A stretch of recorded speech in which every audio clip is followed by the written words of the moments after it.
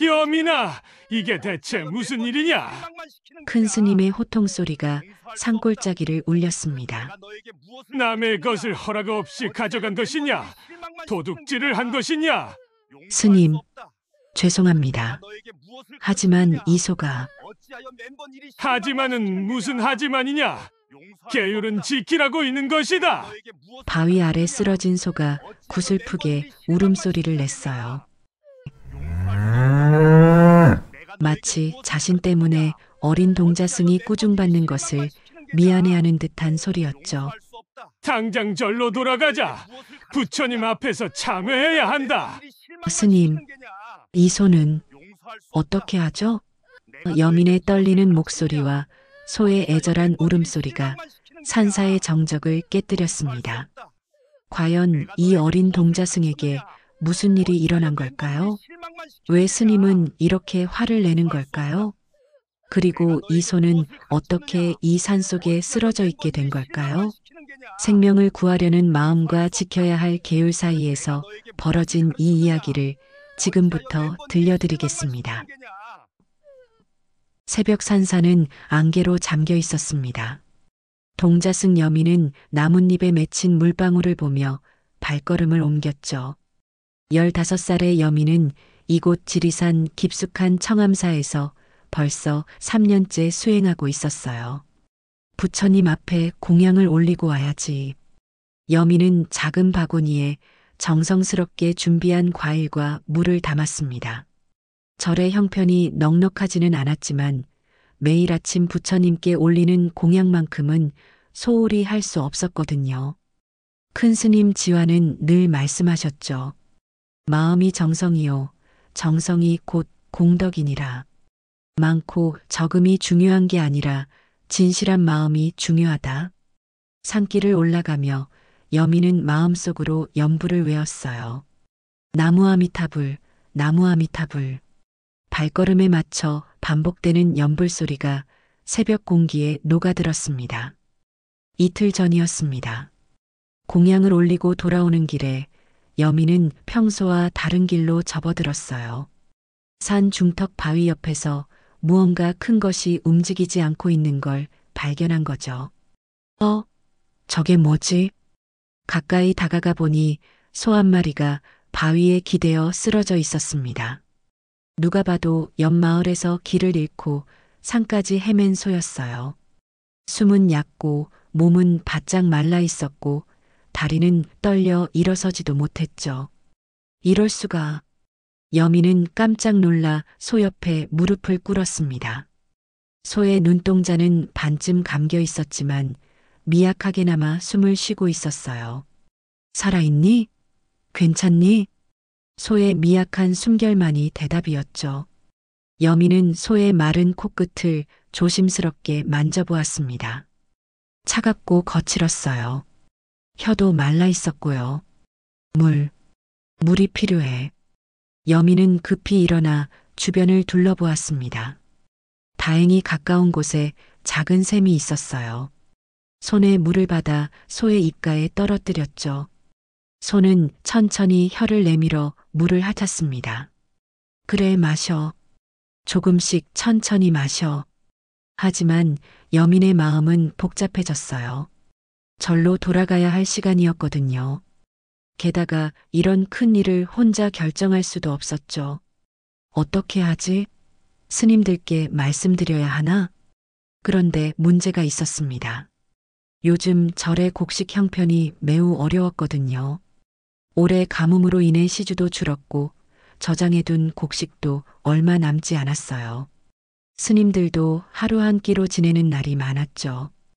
이 소를 절로 데려가면 먹일 것도 없고. 여민은 잠시 망설였습니다. 절의 어려운 형편을 아는 여민에게는 그것이 허락되지 않을 거란 걸 알고 있었어요. 그래서 일단 아무에게도 말하지 않기로 마음먹었죠. 미안해. 내가 혼자 뭘 할 수 있는 건 아니지만 그래도 버릴 수는 없어. 여민은 손에 물을 더 받아 소에게 조금씩 먹였습니다. 소는 간신히 혀를 움직여 물을 마셨어요. 그 모습을 보니 가슴이 아팠죠. 내일 아침에 다시 올게. 그때까지 버텨줘. 결국 여민은 소를 그 자리에 두고 절로 돌아갔습니다. 하지만 마음은 내내 그 소에게 가 있었어요. 저녁 예불 시간 여민은 연부를 외우면서도 자꾸 소 생각이 났습니다. 지금쯤 괜찮을까? 더 약해진 건 아닐까? 밤이 되어서야 여민은 조용히 방에서 나왔어요. 다른 스님들이 모두 잠든 사이 물동이를 들고 산으로 향했죠. 달빛의 의지에 바위 옆으로 가니 소는 여전히 그 자리에 있었습니다. 아직 살아있구나. 여민은 안도의 한숨을 쉬며 소에게 물을 주었어요. 그런데 소의 상태가 더 나빠진 것 같았죠. 숨소리가 더 약해졌고 몸도 더 차가워진 느낌이었어요. 물만으로는 안 되겠다. 다음 날 아침 여민은 평소보다 일찍 일어났습니다. 새벽 공양 준비를 하며 마음은 온통 소 생각뿐이었어요. 저 소가 살아날 수 있을까? 큰 스님 지화는 여민의 달라진 모습을 눈치챘습니다. 여민아, 무슨 걱정이라도 있느냐? 얼굴이 어둡구나. 아니에요, 스님. 그냥 몸이 좀 피곤해서요. 그러냐? 무리하지 말고 충분히 쉬어라. 몸이 건강해야 마음 공부도 할 수 있단다. 여민은 고개를 끄덕이며 대답했지만 마음속으로는 다른 생각을 하고 있었어요. 절의 곡간을 살펴보니 정말 곡식이 얼마 남지 않았더라고요. 쌀 몇 가마와 보리, 조금의 콩이 전부였죠. 이런 형편에 소까지 돌볼 수는 없겠어.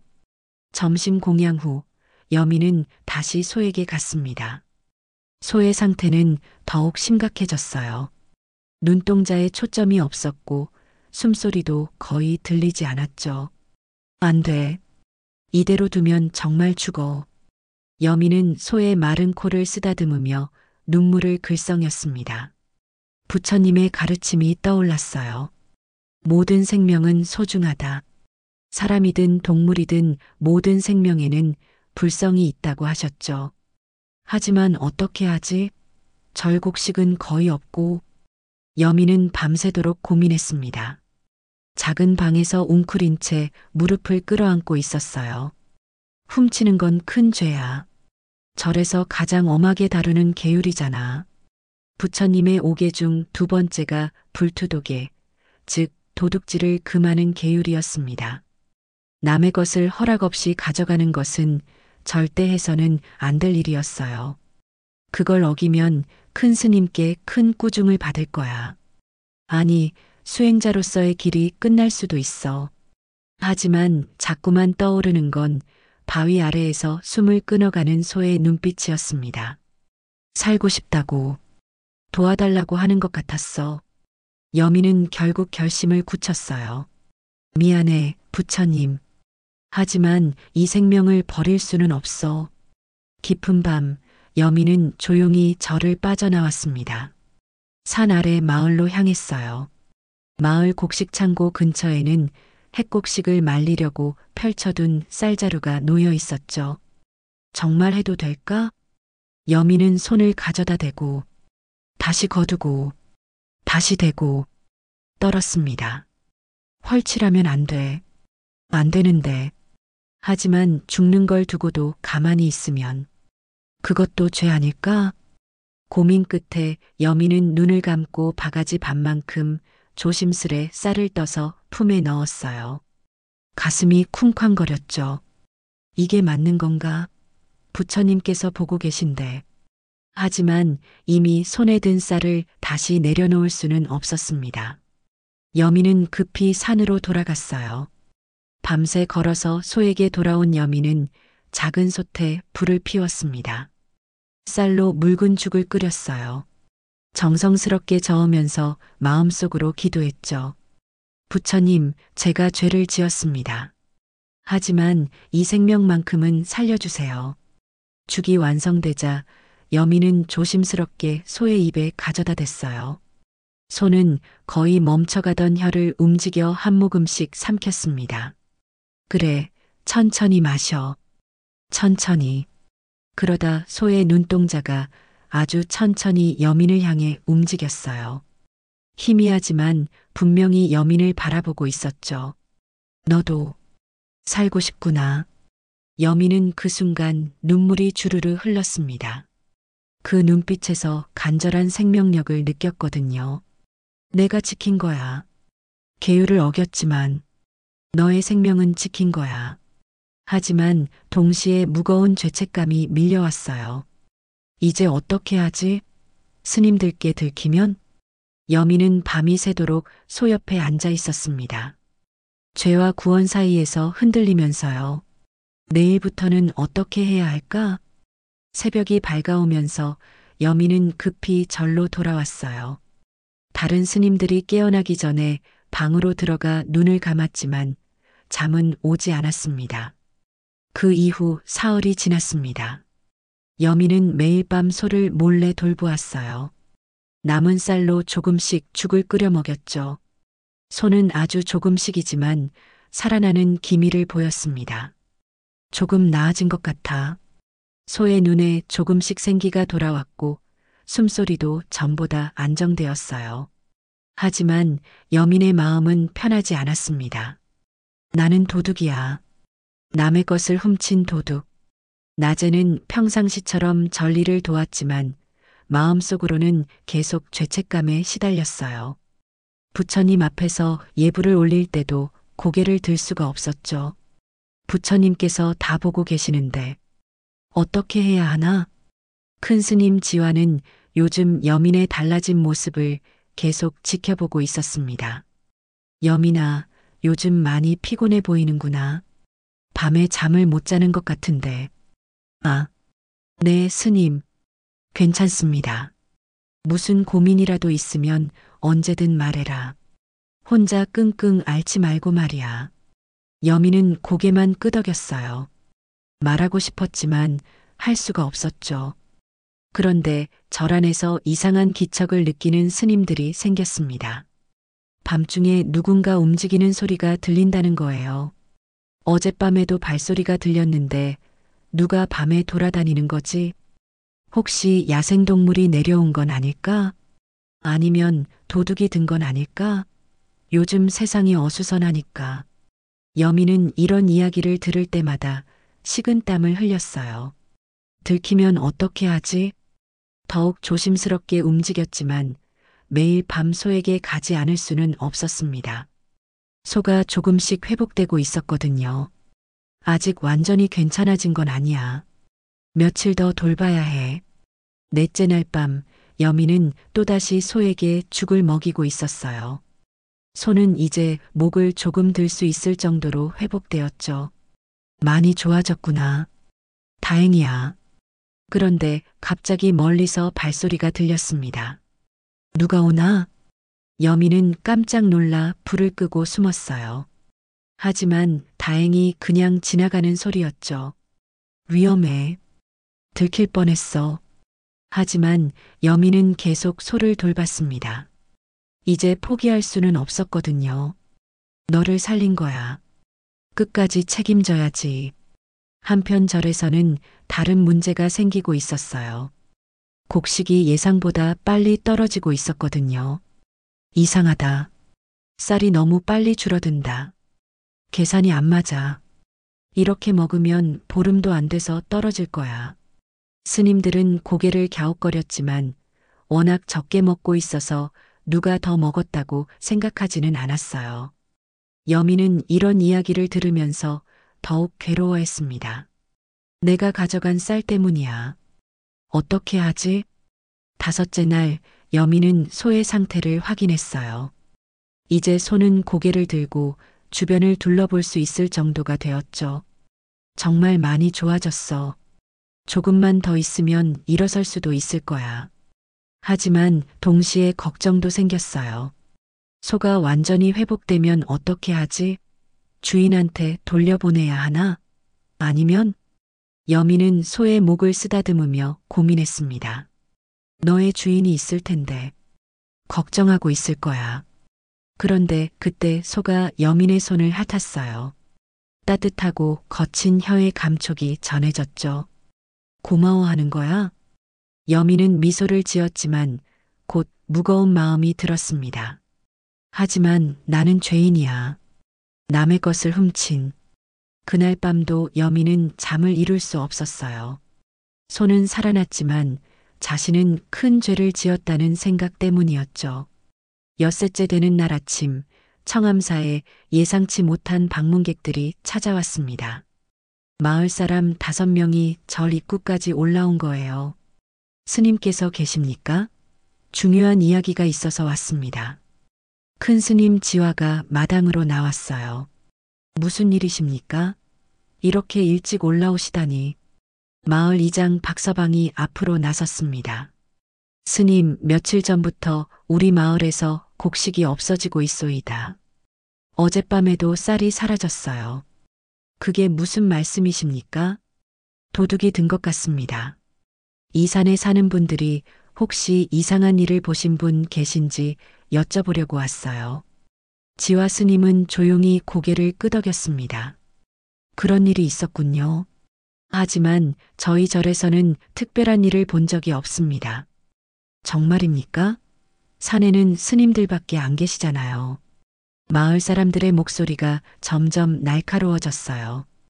여민은 멀리서 이 광경을 지켜보며 온몸이 떨렸습니다. 내가 한 일이야. 내가 훔친 거야. 혹시 절 안에서라도 누가 밤에 돌아다니는 걸 본 적 없으신가요? 또 다른 마을 사람이 물었어요. 우리도 요즘 밤중에 발소리가 들린다고 했는데 혹시 관련이 있는 건 아닐까요? 지화 스님은 잠시 생각에 잠겼습니다. 정말로 요즘 절 안에서 이상한 기척이 있었거든요. 이 산은 우리의 수행처입니다. 혹시 누군가 보았다면 정직히 말해주기 바랍니다. 스님은 주변에 모인 동자승들과 수자들을 둘러보았어요. 여민도 그 안에 있었죠. 여민아, 너는 어떠냐? 밤에 이상한 소리나 기척을 느낀 적이 있느냐? 여민은 목이 마른 듯 말이 나오지 않았어요. 저는 모르겠습니다. 그러냐? 다른 분들은 어떠십니까? 다른 스님들도 특별한 이야기는 없었어요. 마을 사람들은 실망스러운 표정을 지었죠. 그럼 정말 모르시는 거예요? 범인이 누군지? 죄송하지만 저희도 잘 모르겠습니다. 하지만 앞으로 더 주의 깊게 살펴보겠습니다. 그래야죠. 이런 일이 계속되면 마을이 큰일 날 거예요. 마을 사람들이 돌아간 후 절 안의 분위기는 무거워졌습니다. 도대체 누가 그런 짓을 했을까? 설마 우리 절과 관련이 있는 건 아니겠지? 아니야, 그럴 리 없어. 우리는 모두 계율을 지키는 수행자들인걸. 여민은 이런 이야기를 들으며 가슴이 찢어질 것 같았어요. 모두 내 잘못이야. 내가 범인인데. 점심 공양 후 지화 스님은 모든 스님들을 법당에 모았습니다. 여러분, 오늘 아침 마을에서 올라온 이야기를 들었을 것입니다. 네, 스님. 우리 절과 직접적인 관련은 없을 것입니다. 하지만 혹시라도 무슨 일이 있다면 반드시 말해주기 바랍니다. 스님의 눈길이 여민에게 잠시 머물렀어요. 여민은 고개를 숙였죠. 부처님께서 말씀하신 팔정도 중 정어가 있습니다. 진실을 말하는 것이 수행자의 기본입니다. 여민의 가슴이 쿵쾅거렸어요. 정말로 아무도 모르는 일입니까? 잠시 정적이 흘렀죠. 여민은 입을 열고 싶었지만 용기가 나지 않았습니다. 알겠습니다. 모두 평소처럼 수행에 정진하시기 바랍니다. 법회가 끝나고 여민은 혼자 남았어요. 부처님 앞에 무릎을 꿇고 앉았죠. 부처님, 저는 어떻게 해야 합니까? 그날 밤 여민은 다시 소에게 갔습니다. 소는 이제 거의 회복되어 일어서려고 애를 쓰고 있었어요. 너는 살았구나. 하지만 나는. 여민은 소의 목을 껴안으며 울었습니다. 내가 한 일이 맞는 건지 모르겠어. 너를 살렸지만 나는 도둑이 됐어. 소는 여민의 뺨을 조용히 핥아주었어요. 따뜻하고 부드러운 위로였죠. 일주일째 되는 날, 큰 스님 지화는 평소와 다른 길로 산책을 나섰습니다. 요즘 절 안에 이상한 기운이 계속 신경 쓰였거든요. 무언가 감춰진 일이 있는 것 같은데. 지화 스님은 천천히 산길을 내려오다가 평소 가지 않던 바위 근처로 발길을 돌렸어요. 그런데 멀리서 연기가 피어오르는 게 보였죠. 저게 뭐지? 누가 불을 피운 건가? 가까이 다가가니 믿을 수 없는 광경이 펼쳐졌습니다. 바위 아래에서 여민이 작은 솥을 끓이고 있었고 그 앞에는 소 한 마리가 누워 있었어요. 여민아. 지화 스님의 목소리에 여민은 깜짝 놀라 몸을 돌렸습니다. 얼굴이 새하얗게 질려 있었죠. 스님, 이게 대체 무슨 일이냐? 스님은 굳은 표정으로 다가왔어요. 여민은 그대로 얼어붙었죠. 설명해 보아라. 이 소는 뭐고 여기서 뭘 하고 있는 거냐? 여민은 숨이 끊어지는 목소리로 대답했어요. 스님, 죄송합니다. 죄를 지었습니다. 무슨 죄를 지었다는 거냐? 이 소가 죽어가고 있어서. 여민은 떨리는 목소리로 지난 일주일간의 일을 모두 고백했습니다. 마을에서 쌀을 가져왔습니다. 훔쳤습니다. 이 소에게 먹이려고. 지화 스님의 얼굴이 점점 굳어갔어요. 남의 것을 허락 없이 가져간 것이냐? 네. 하지만 이 소가 죽을 것 같아서, 죽게 둘 수가 없어서, 그래서 도둑질을 한 것이냐? 여민은 땅에 이마를 붙이며 울었어요. 죄송합니다. 정말 죄송합니다. 하지만 저는 이 생명을. 조용히 해라. 스님의 호통에 여민은 몸을 더욱 웅크렸습니다. 부처님의 오계 중 불투도계를 어겼구나. 남의 것을 훔치지 말라는 계율을 말이다. 알고 있었습니다. 하지만은 무슨 하지만이냐? 계율은 지키라고 있는 것이다. 지화 스님은 크게 화를 냈어요. 여민은 더욱 땅에 엎드렸죠. 스님, 저는 정말. 일어서라. 당장 절로 돌아가자. 스님, 이 소는 어떻게 하죠? 그건 내가 생각할 일이 아니다. 당장 따라와. 여민은 소를 돌아보며 눈물을 흘렸어요. 미안해. 내가 책임지지 못해서. 소는 여민을 바라보며 작게 울음소리를 냈습니다. 마치 괜찮다고 고맙다고 말하는 것 같았어요. 절로 돌아오는 길, 지화 스님은 한마디도 하지 않았습니다. 여민도 고개를 숙인 채 따라 걸었죠. 이제 어떻게 되는 거지? 절에서 쫓겨나는 건가? 법당에 도착하자 스님은 여민을 부처님 앞에 앉게 했어요. 부처님 앞에서 다시 한번 말해보아라. 내가 무슨 짓을 했는지. 여민은 떨리는 목소리로 다시 한번 고백했습니다. 마을에서 쌀을 훔쳤습니다. 그 쌀로 소에게 죽을 끓여 먹였습니다. 왜 그런 짓을 했느냐? 소가 죽을 것 같았습니다. 물만으로는 살릴 수 없었어요. 그래서 남의 것을 훔친 것이냐? 죄송합니다. 지화 스님은 한참 동안 여민을 바라보았어요. 분노와 실망이 섞인 눈빛이었죠. 너는 수행자다. 수행자가 계율을 어기면 어떻게 되는지 아느냐? 알고 있습니다. 그런데도 그런 짓을 했단 말이냐? 여민은 대답하지 못했어요. 할 말이 없었거든요. 오늘부터 면벽 3일이다. 3일 동안 벽을 보고 앉아서 내가 무슨 잘못을 했는지 깊이 생각해봐라. 네, 스님. 그리고 마을에 가서 사과드려야 한다. 내가 훔친 것을 인정하고 용서를 빌어야 해. 여민은 고개를 끄덕였어요. 모든 게 끝난 것 같았죠. 그날 밤 지화 스님은 잠을 이룰 수 없었습니다. 법당에 앉아 부처님을 바라보며 깊은 생각에 잠겼어요. 여민이가 정말 잘못한 건가? 스님은 낮에 본 광경을 계속 떠올렸습니다. 바위 아래에서 소에게 정성스럽게 죽을 먹이는 여민의 모습이 자꾸만 눈앞에 어른거렸어요. 분명히 도둑질은 잘못된 일이다. 하지만 스님은 소의 모습도 기억했어요. 여위고 약해 보였지만 여민 덕분에 살아있던 그 소 말이에요. 만약 여민이가 아무것도 하지 않았다면 그 소는 죽었을 거야. 부처님의 가르침이 떠올랐습니다. 일체 중생 계유 불성 마이너스 모든 생명체에는 불성이 있다는 말씀이었어요. 그 소도 부처의 성품을 가진 존재인데 스님은 여민의 마지막 말도 생각해 봤어요. 소가 죽을 것 같았다고, 죽게 둘 수 없었다고. 여민이의 마음은 탐심에서 비롯된 게 아니었어. 새벽이 되어서야 스님은 깨달았습니다. 아, 이것은 자비심이었구나.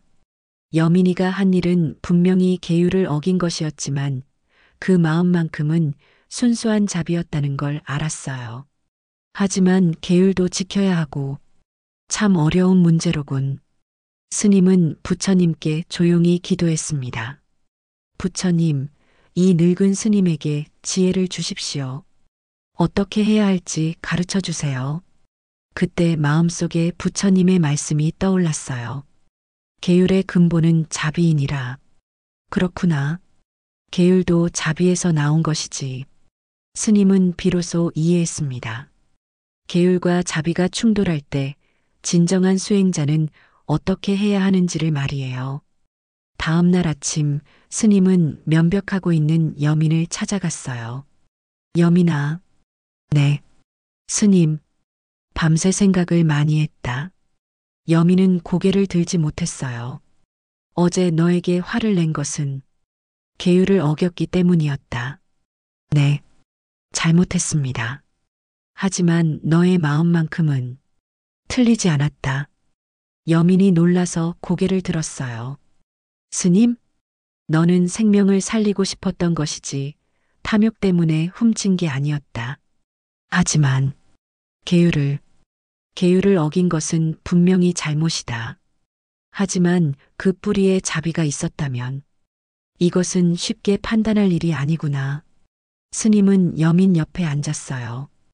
부처님께서 말씀하신 중도를 아느냐? 네. 극단에 치우치지 않는 길이라고 들었습니다. 그렇다. 너무 엄격해도 너무 관대해도 안 된다. 균형이 필요한 법이지. 여민은 스님의 말씀을 조용히 들었어요. 내가 한 일을 돌이켜보면 계율을 어긴 업도 있고 생명을 살린 선업도 있다. 그럼 저는 어떻게 해야 하나요? 먼저 마을에 가서 사과해야 한다. 내가 잘못한 일은 인정하고 용서를 빌어야 해. 네. 하지만 그 소는 우리가 돌보자. 여민이 깜짝 놀라 스님을 바라봤어요. 정말인가요? 자비로 시작된 일에는 내가 책임을 함께 지마. 그 소를 절로 데려와서 주인을 찾을 때까지 돌보도록 하자. 여민의 눈에 눈물이 고였어요. 스님, 감사합니다. 감사할 일은 아니다. 이것도 수행의 일부야. 계율과 자비 사이에서 균형을 찾는 것 말이다. 그날 오후 스님과 여민은 함께 산으로 갔습니다. 소는 여전히 그 자리에 있었어요. 많이 회복되어서 이제 스스로 일어설 수 있을 정도였죠. 정말 살았구나. 스님이 소를 보며 미소를 지었어요. 네. 다행히 이 생명도 부처님의 은혜로 살아난 거로구나. 그 다음 날 지화 스님과 여민은 함께 마을로 내려갔습니다. 소는 절 뒤편에 빈 축사로 옮겨서 돌보기로 했어요. 스님, 정말 괜찮을까요? 마을 사람들이 화를 내지 않을까요? 진실을 말하고 진심으로 사과한다면 이해해 주실 거야. 마을 이장 박서방의 집에 도착했을 때 마침 며칠 전 절에 올라왔던 사람들이 모여 있었어요. 아, 스님께서 오셨군요. 무슨 일로 내려오셨나요?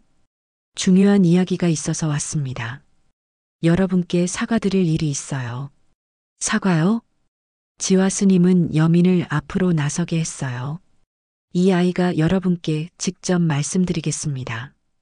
여민은 떨리는 목소리로 입을 열었어요. 저는 청암사의 동자승 여민입니다. 아, 그 어린 스님이군요. 저는 여러분의 쌀을 훔쳤습니다. 죄송합니다. 마을 사람들이 술렁거렸어요. 뭐라고? 정말로? 왜 그런 짓을 했나요? 여민은 눈물을 흘리며 모든 이야기를 털어놓았습니다. 죽어가는 소를 발견한 일부터 매일 밤 돌본 일까지 모두요. 그래서 쌀을 가져간 겁니다. 그 소를 살리려고. 네. 그냥 죽게 둘 수가 없었어요. 마을 사람들은 서로 얼굴을 바라봤어요. 예상과는 다른 이야기였거든요. 박서방이 먼저 입을 열었어요. 그럼 탐욕 때문에 훔친 게 아니라 동물을 구하려고 한 거군요. 네. 하지만 변명의 여지는 없습니다. 훔친 건 훔친 거니까요. 지화 스님이 나섰어요. 여러분, 이 아이가 잘못한 것은 분명합니다. 하지만 그 마음만큼은 순수했다고 봅니다. 스님 말씀이 맞습니다만, 물론 잘못을 저질렀으니 대가를 치러야겠죠. 훔친 쌀값은 우리 절에서 갚겠습니다. 아, 그럴 필요까지야. 아닙니다. 잘못한 일에는 책임을 져야 해요. 한마을 사람이 궁금해했어요. 그런데 그 소는 지금 어떻게 됐나요? 우리 절에서 돌보고 있습니다. 주인을 찾을 때까지요. 주인이라 혹시 어떻게 생긴 소인가요? 여민이 소의 생김새를 자세히 설명했어요. 그러자 한 아저씨가 무릎을 쳤죠. 아, 그거 우리 마을 김진수 댁 소 아닌가? 김진수 댁이요? 네, 보름 전에 소 한 마리가 없어져서 찾고 있었거든요. 황소인데 오른쪽 뒷다리에 흰 점이 있는. 여민이 깜짝 놀랐어요. 맞아요. 정말 그런 점이 있었어요. 그럼 그 소가 김댁소가 확실하군요. 박서방이 말했어요. 김댁에서는 소가 죽었을 거라고 포기하고 있었는데 살아있다니 다행이네요. 지화 스님이 말했어요. 그럼 주인분께 연락해서 데려가시도록 하겠습니다. 고맙습니다, 스님. 그런데 박서방이 여민을 보며 말했어요. 이 아이 마음은 참 착하네요. 남의 소를 위해서 그런 위험한 일까지 했다니. 하지만 잘못은 잘못이니까요. 물론입니다. 하지만 요즘 세상에 이런 마음 가진 아이가 얼마나 될까요?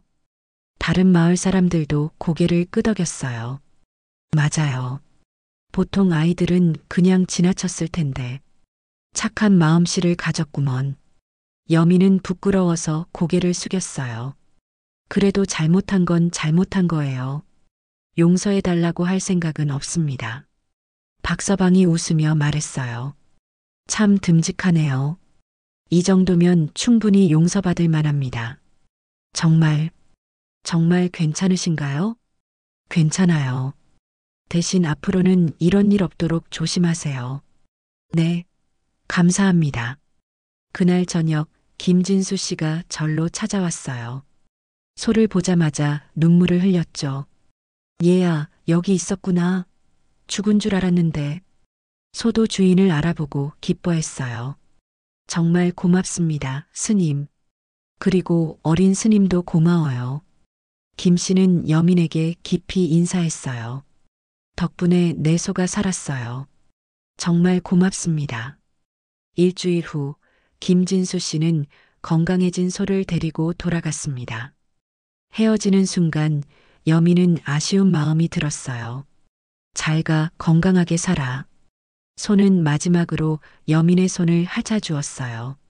감사의 표현 같았죠. 그날 저녁 지화 스님은 법당에서 특별한 법문을 열었습니다. 오늘은 계율과 자비에 대해 말씀드리겠습니다. 여민을 비롯한 모든 스님들이 조용히 앉았어요. 부처님께서 계율을 만드신 이유가 무엇일까요? 한 스님이 대답했어요. 수행에 방해되는 일들을 막기 위해서입니다. 맞습니다. 하지만 더 근본적인 이유가 있어요. 스님은 잠시 멈추고 여민을 바라보았어요. 계율의 뿌리는 자비입니다.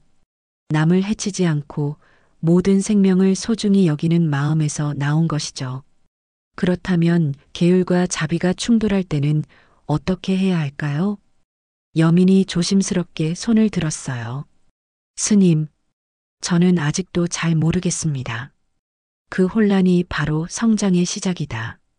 쉬운 답이 있다면 수행할 필요가 없겠지. 스님은 부드럽게 미소 지으며 계속했어요.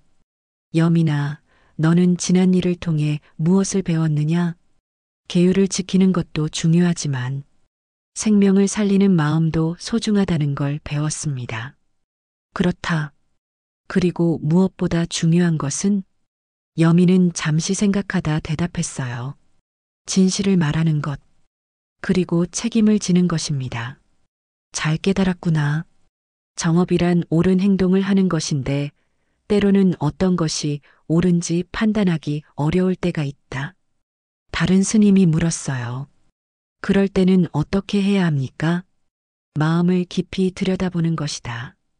탐욕에서 나온 행동인지 자비에서 나온 행동인지를 살펴보아야 해. 지화 스님은 모든 스님들을 둘러보았어요. 여민이의 행동은 분명히 계율을 어긴 것이었습니다. 하지만 그 마음은 순수한 자비였죠. 그래서 결과적으로는 한 생명을 구하게 되었고 마을과 우리절 사이의 신뢰도 더 깊어졌습니다. 여민이 놀라서 물었어요. 마을과의 신뢰가 깊어졌다고요? 그렇다. 진실을 말하고 책임을 지는 너의 모습을 보고 마을 사람들은 우리를 더 신뢰하게 되었어. 정말로 그 후부터 마을 사람들이 절에 더 자주 찾아오기 시작했어요. 쌀이나 채소를 가져다 주기도 하고 도움이 필요할 때 함께 일하기도 했죠. 이것이 바로 진심의 힘입니다. 거짓으로는 얻을 수 없는 것들이에요. 스님은 마지막으로 여민에게 말했어요. 여민아, 너의 경험을 통해 우리 모두가 배웠다. 계율은 틀을 만들지만 자비는 길을 연다. 앞으로도 이런 어려운 선택의 순간들이 올 것이다. 그때마다 오늘을 기억하고 마음을 깊이 살펴보아라. 네, 스님. 잊지 않겠습니다.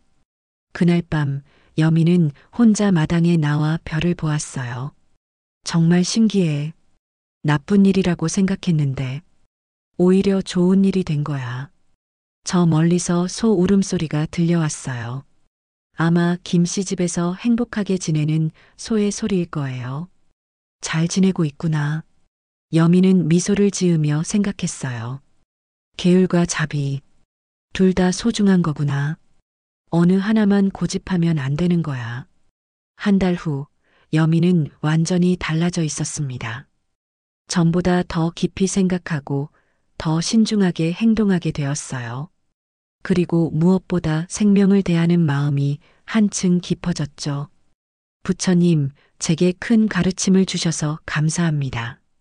여민의 이야기는 절 안에서 오랫동안 회자되었습니다. 젊은 수행자들이 어려운 선택 앞에 설 때마다 들려주는 이야기가 되었어요. 그리고 지화 스님도 그 일을 통해 다시 한번 깨달았습니다. 가르치는 것은 스승이지만 깨닫게 해주는 것은 제자로구나. 여민의 순수한 마음이 오히려 자신에게 큰 가르침이 되었다는 것을 말이에요. 그렇게 청암사에는 새로운 지혜가 하나 더 쌓였고 여민은 더욱 깊은 수행자로 성장해 갔습니다.